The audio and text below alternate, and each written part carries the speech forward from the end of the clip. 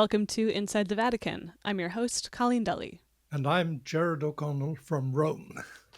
The war in Gaza has had a major escalation this week.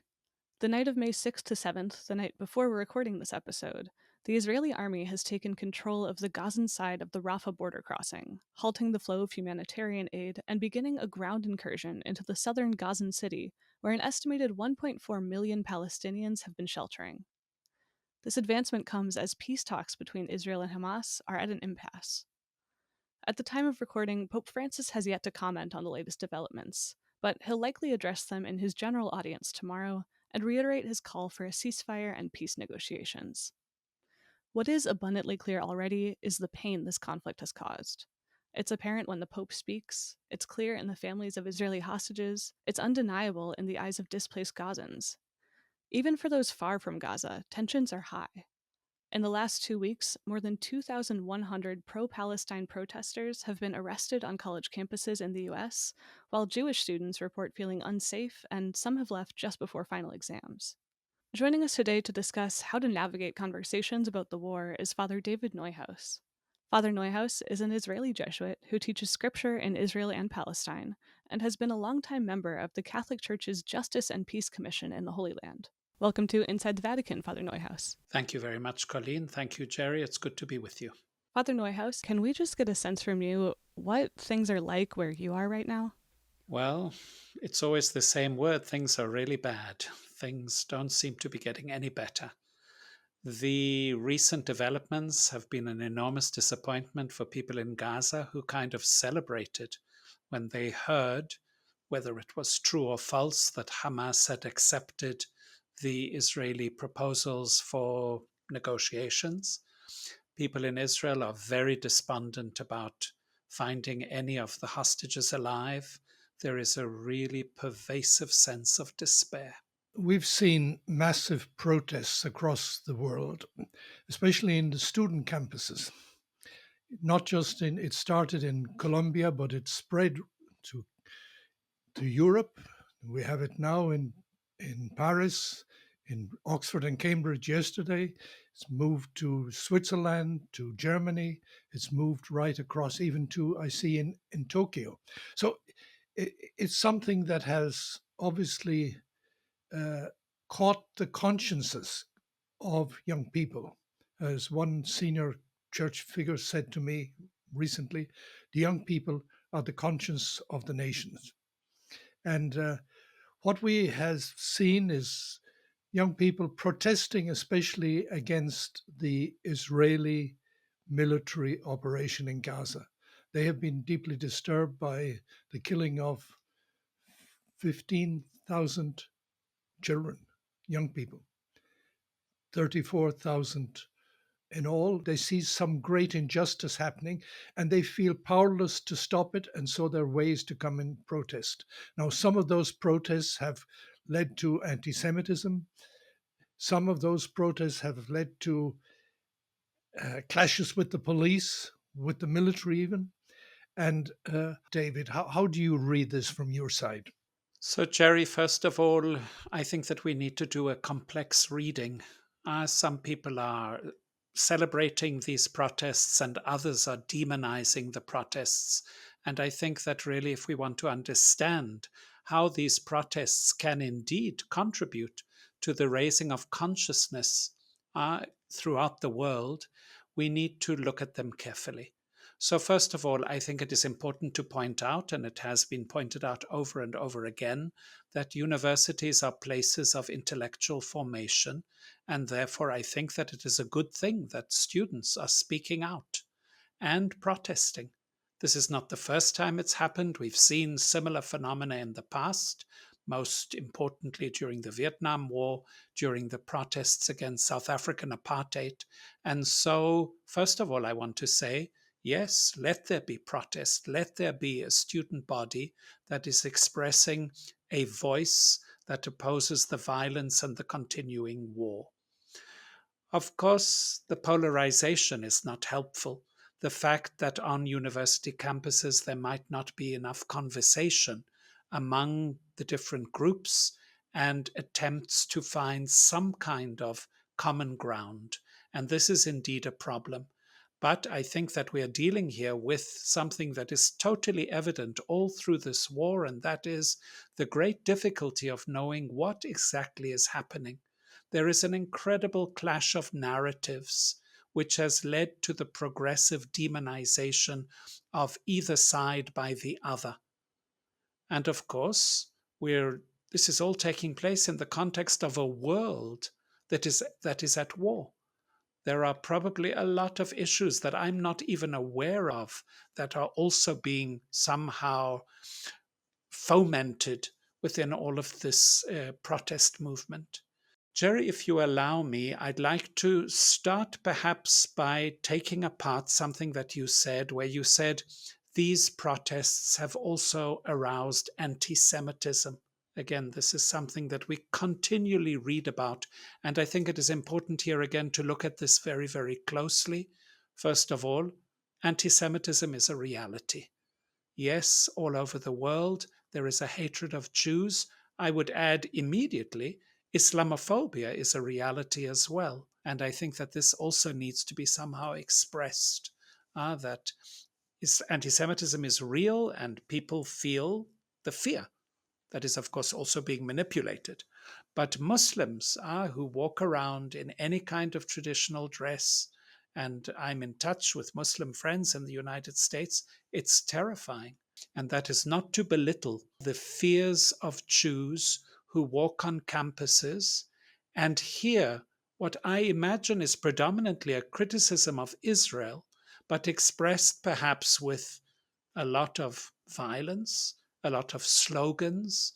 And again, here we touch upon the complexity of what's going on. I'd like to take a word that has been bandied about in the press. The students calling for an intifada. Of course, an Arabic word which means to shake something off.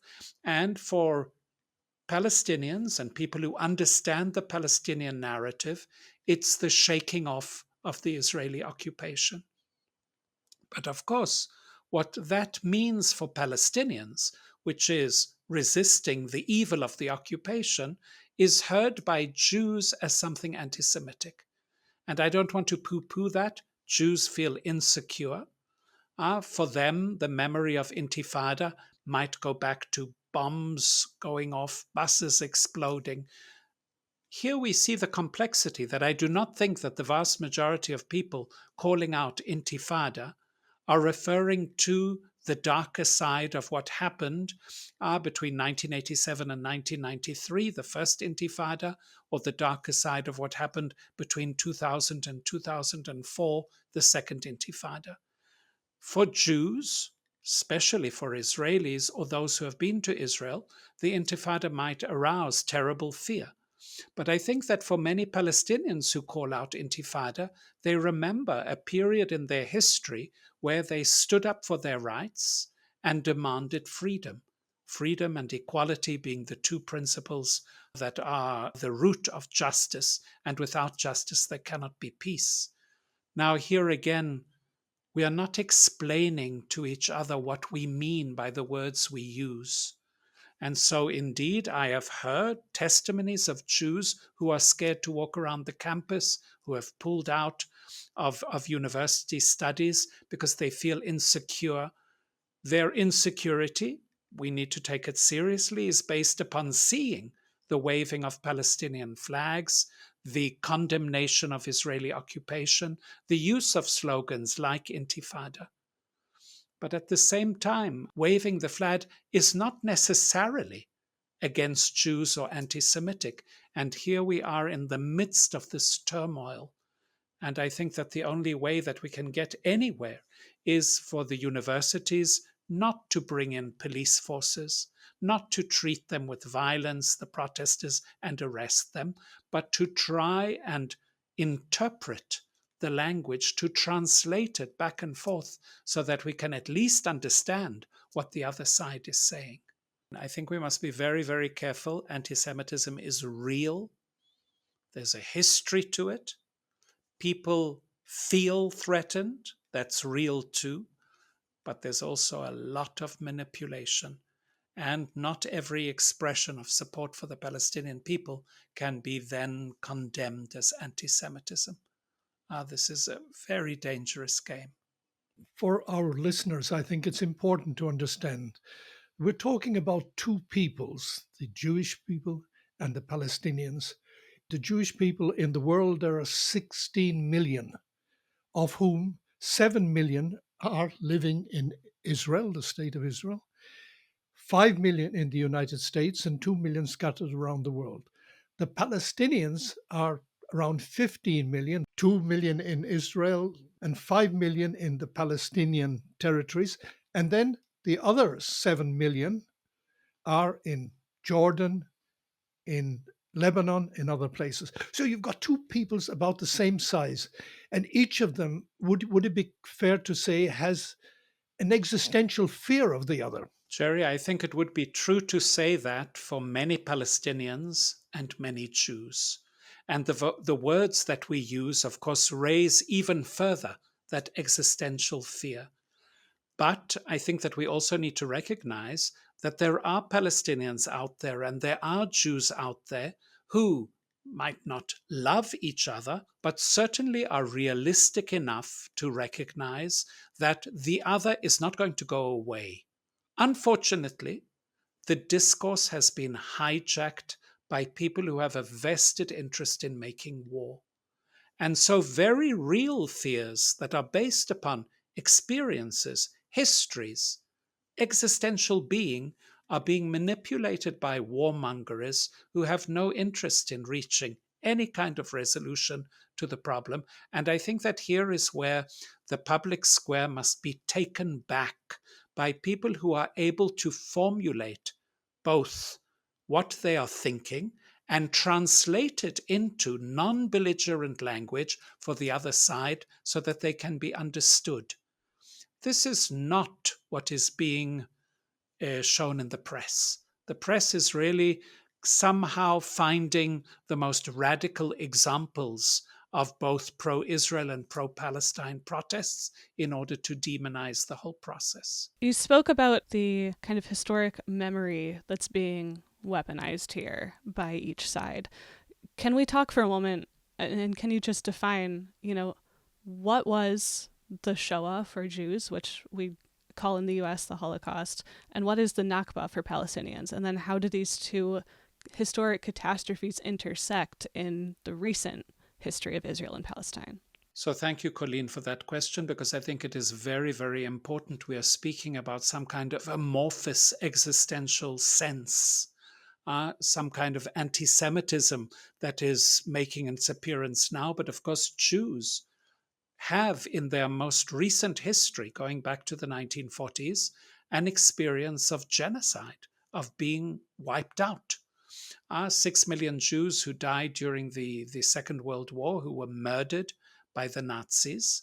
And of course, the centuries and centuries of Christian words, and I deliberately say Christian because we are talking about Christian countries with some kind of Christian tradition, the words that vilified, demonized Jews through centuries. Thank God, as Catholics, we have woken up to this incredible evil that was vehicled by Christian spokespeople who portrayed Jews as diabolic. And so, yes, in the background, there is always that. That is an absolute truth and cannot be denied. But, and this is the huge but, the Holocaust is also being weaponized. Yesterday, the State of Israel had its official yearly commemoration of the Holocaust, and we heard our Prime Minister bandying about the word Shoah, Shoah, Shoah, and of course referring not to the historical experience, but to the present war and the need to wipe out Hamas, the new Nazis. So you see, there is a reality that very much impacts on how people hear what others are saying and experience what others are doing. But that very real experience is being manipulated by people who have no scruples in order to whip them into a frenzy. Now, yes, as you said, there is a parallel, the Nakba. The 1948, the war that began 1947, 1948, ended in January 1949, that led the Palestinians into a place where they are homeless. Their physical homes were ripped away from them. They were turned into a people of refugees. And as Jerry just explained in the statistics, we have a huge part of the Palestinian people living in exile with a memory of their ancestors' homes. Of course, this is very important to understand the Gaza context. In Gaza, 70% of the population is not from Gaza. They are the descendants of those who were driven out of the state of Israel in 1947, 1948, 1949. They looked through the fence and could see the lands that their grandparents worked in some cases. And so, there again, there is this incredibly traumatic experience of having not only been driven out and dispossessed, but not heard by the international community for decades. For decades and decades, the Palestinians were ignored. Somehow the judgment was made that their suffering was not worthy of attention, whereas Jewish suffering was.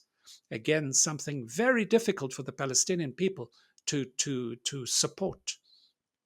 Now, of course, it comes to where these two incredible catastrophes come together. No need to compare them. No need to say this was worse or that was worse, but they come together when the state of Israel is created and people who are running away from the horrors of the Holocaust, dreaming of a national resurrection in a land that they are claiming is the land of their forefathers and foremothers, are driving out another people. And again, we have two people deeply traumatized, looking at the other as ultimate enemy. That is bad enough in and of itself, but then that is being weaponized once again by those who are not interested in moving to a new space where we can really accept and live with the other. In the context of this conflict, people often speak about Israelis and Palestinians generally as if, every Israeli and Palestinian definitively stands on one side in opposition to the other. But in fact, there are a lot of different points of view. For example, a lot of Israelis are very critical of Prime Minister Netanyahu. He has very low approval ratings right now. They're critical of his government's war in Gaza. What's your sense of these more complicated or nuanced perspectives on the ground in Israel? And I guess follow up, is there a risk in using generalities to describe this conflict? There is certainly a risk, but I would say that the majority of Israelis and the majority of Palestinians are right now blocked in a demonization of the other. The critique of Benjamin Netanyahu's government preceded the 7th of October, and it had little to do with his policies regarding the Palestinians. It had to do with accusations of corruption and manipulation and dishonesty. And so, yes, he was not very popular before. Then the war came, and suddenly, for at least a few weeks, there was total unity. We were all engaged in fighting against the enemy. Nothing makes better unity than having a common enemy. We need to move a long way still. I look with some degree of hope at those Palestinian Arabs who are citizens of the State of Israel, who speak Hebrew fluently, who work with Israelis, who know Israelis. That's not to mean that they are less Palestinians, but their identity is a complex identity. I look at those populations that come out of Arab countries who retain some kind of memory of what it meant to live with Muslims.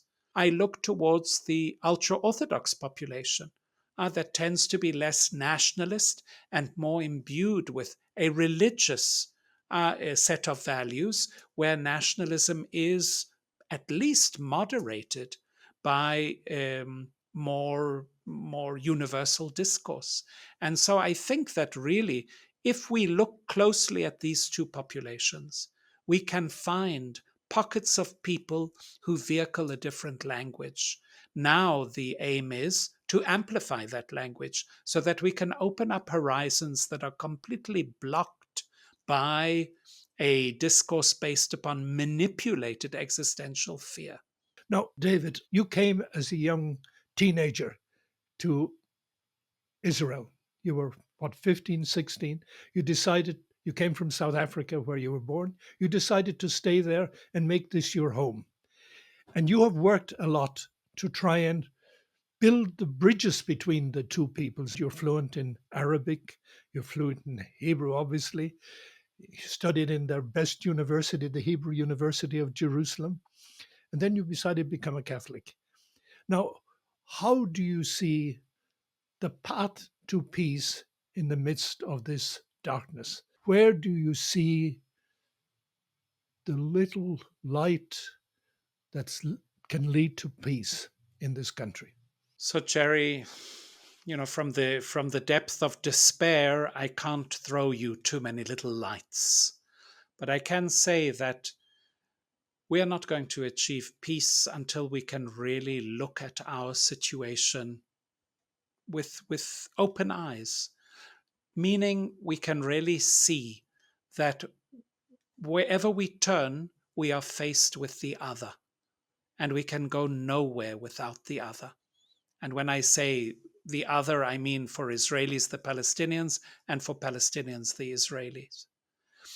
So, where do I see light? It's every time I encounter a Palestinian or an Israeli who can reflect on that reality, who does not live in some kind of dream world where the other has evaporated, vanished, been killed, or expelled, to put it more brutally. And really, I give thanks to God that I do encounter these people all the time. Sometimes you have to scratch a little because, again, the rhetoric is so powerful coming from leaders who are not interested in looking at reality, but rather are vehicling this existential angst in order to leave us in perpetual war. But if I have any vocation at all, and I did not really choose to be a peacemaker, I was thrust into a Palestinian environment, which I embraced with both my hands. And of course, the Jewish environment is one into which I was born. If I have any vocation, it's to scratch until I encounter that person who looks out with eyes that can see the other. And thanks be to God, there are those people, both in Israel and in Palestine, both among Jewish Israelis and among Palestinian Arabs, who can see. And I will quickly hasten to add that sometimes you find them in the most surprising places. A few months ago, after the war began, I had a long conversation with somebody from Hamas. And the conversation showed me that this person is perfectly aware of the reality we are in. Okay. I have a very close friend, a very Orthodox rabbi, very, very convinced of the need for Jewish life in this land, who has undertaken a remarkable journey since the 7th of October to discover who is the Palestinian Arab that I did not see, that my society did not encourage me to see. I need to know who this person is, this person out there with whom I cannot advance in my search for my security, my prosperity, the peace of my country. And so, yes, every day, I would say, I encounter people where some with little scratching, some with more scratching, can recognize the reality we're in. And of course, there are those who are way beyond me, who scratch me in order to bring me back to reality. And this is now the work that we need to do as a society, both Jewish, Israeli, and Palestinian Arab, that scratching to say, if we don't wake up now, what is going to awaken us after this tragedy? And what do you say to the governments? We're talking a program that's going out in the United States, which has played an enormous role, and European governments. They haven't really brought peace in 7 decades, almost 8. They haven't maybe not worked hard enough. What do you say to them? I mean, Pope Francis, he keeps calling on them. He phoned Joe Biden. He phoned the president of Israel. Tried to say, stop the killing. Find a way to build two states. What do you say to these? So I would stop before saying find a way to build two states, because I think that we need to first stop the killing. We need to first see the other in the other's reality. I don't think that we need to impose solutions that perhaps are not even relevant anymore. I really think that we need to move to that place. And so, really, I can only say, can I help the Pope shout? Can I help the Pope get across this message that war is a failure for everyone, is a defeat for everyone? War is the weapon of a demon that is working to destroy us all. And this is really the message. Of course, it impacts on major processes that are going on. The supply of arms, okay, the interests that are being vehicled because of the ongoing conflict. But I am not there. I'm not an interlocutor of Joe Biden or the Prime Minister of England or the President of Germany or the President of France. I am here, right here, hoping that in my day-to-day life, I can somehow help in this process of awakening here, awakening to the fact that we are going to be here forever together. Jewish Israelis, Palestinian Arabs, when are we going to look at the other and accept that reality? David, you used to be the vicar for Hebrew speaking Catholics in the Holy Land. I wonder if you could talk about if you see a role for Catholics in the Holy Land in pushing towards peace or in sort of overcoming these polarities, dualities. So I think it's an interesting question that, in fact, we are called to incarnate in our very being Catholic. We, thank God, have inherited a Holy Land Catholic Church that seems to us sometimes heavy with institutions. But our institutions right now are incredible blessing, because we are, as Catholic institutions, open to everyone. And this is something that I think needs to be underlined. Um, Hospitals where Palestinian Arabs and Jewish Israelis lie next to each other. A school system where at least Muslim and Christian Palestinians are studying together. And yeah, if Jews would open themselves to the reality of Arabic as a language that their ancestors spoke, a huge part of the Jewish population is from Arab countries, there would be that openness to accept Jewish students as well. Our institutions force us to be open to the other. And even when we Christians are cowering in fear behind the walls that we've erected so that we can live in our own comfortable ghettos, our institutions constantly call us to go out. Now, one of the big challenges is, of course, the Hebrew speaking Catholics, the ones I was responsible for, and the Palestinian Arab Catholics, the ones that I've worked with as a teacher and as a formator in the seminary and the Catholic University, and somehow to try and bring them together, which is not simple at all. Despite their shared Catholicism. Well, their shared Catholicism did not stop incredible wars in Europe. Mm-hmm. Yeah, absolutely. Catholics fighting against one another. So their shared Catholicism is not enough. But of course, what the hope is that that faith will lead them to a recognition that when we look up to God, God is looking down on all of us as God's children.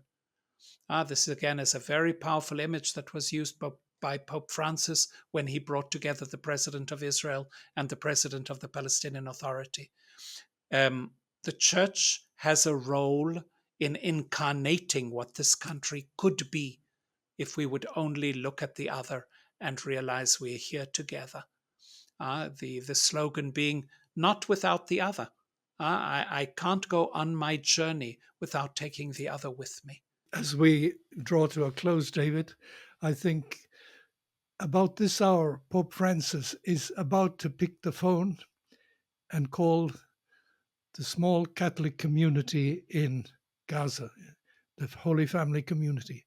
Every night, I heard this evening from the Father Romanelli. Father Romanelli is the Argentine parish priest of the Holy Family Parish, who's now actually blocked in Bethlehem because he can't get back. But he said every night, Pope Francis picked up the phone at 7 o'clock Rome time. And even when he was losing his voice and could hardly speak, he still phoned them and got across a few words of consolation, and he wanted to hear from them what was happening. And I think that's a powerful message in its own way. He's battling for peace, he's struggling for peace, and he's trying to encourage those who are suffering on both sides. Again, Jerry, I think that Pope Francis is really a model in our battle to produce a language that allows each one to have their place, each one to feel valued and respected. This is the battle that we began this podcast with, and that's the battle for a language that speaks of equality, of freedom, of justice, the conditions for peace. And Pope Francis has been luminous during this war since the 8th of October, with the clear message, war is not the way. War is a failure and a defeat. And this extremely important theme of equivicinanza, equally close to all of those suffering, who are united in their suffering. So Pope Francis has received visits from the families of the hostages. He's received visits from Palestinians who have lost their loved ones. He has constantly called for the beginning of a process which can only be vehicled if we mobilize language to express the values that we believe in. And this language can be the only counter to the use of language to polarize and divide and create hatred. Again, in the respect of the other, we can journey with the other. The differences are enormous. We need really to engage in a process that will lead us to a place of some kind of resolution that will open up the possibility for Jewish Israelis and Palestinian Arabs to live together. Father David Neuhaus, thank you for joining us. Thank you. Thank you. Inside the Vatican is a production of America Media. This episode was produced by Ricardo da Silva. Audio engineering by Kevin Christopher Robles. Production assistance from Robert Balaser at the Jesuit Curia in Rome. Our executive producer is Sebastian Gomes. To keep up with the latest news out of the Vatican, you can follow me on X and Instagram at Colleen Dully, that's COLLEENDULLE, and Jerry on X at Jerry O. Rome, that's GERRYOROME. Please consider becoming a digital subscriber to America Media. Just click on the link in our show notes. It's easy to do, and it's the best way to support our work here on Inside the Vatican. And if you have a little time to spare, please leave us a 5-star review on Apple Podcasts. For America Media with Gerard O'Connell, I'm your host and producer, Colleen Dully. We'll see you next time.